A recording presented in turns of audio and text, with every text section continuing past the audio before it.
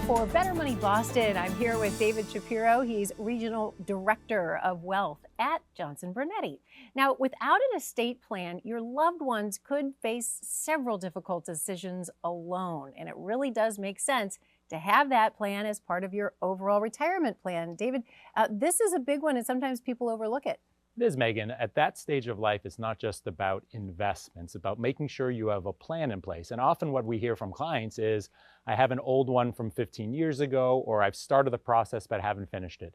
At this stage, closer to retirement, it's vital to get that addressed and taken care of. All right, so there are some things, just nuts and bolts items that we do need to have. What's one of the first things in terms of those documents? Well, the first step is determining what's right for you, and that's based off your specific scenario. For some folks, just a will is sufficient. When you die, determines where the money goes.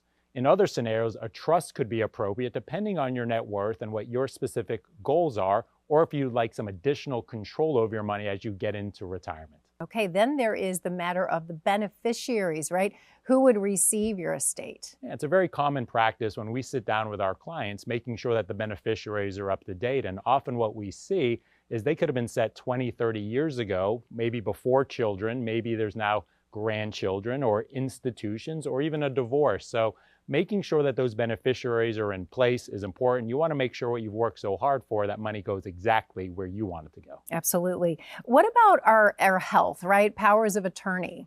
Yeah, at a minimum, you want to make sure you have a health directive. You want to make sure it's very clear that if you're incapacitated, who's going to make the health care decisions.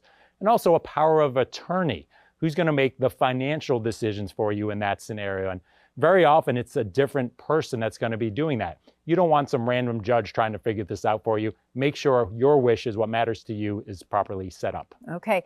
Never an enjoyable topic, but boy, is it important doing that estate planning. And you brought a book today for our viewers. Tell us about it. We do. We have a book called The Estate Planning Checklist. This book is going to give you a simple strategy, just understandable ways to make sure your estate plan is exactly how it should be in your best interest. And that book is free. Get it today at bettermoneyboston.com. That's bettermoneyboston.com. And we'll see you next week.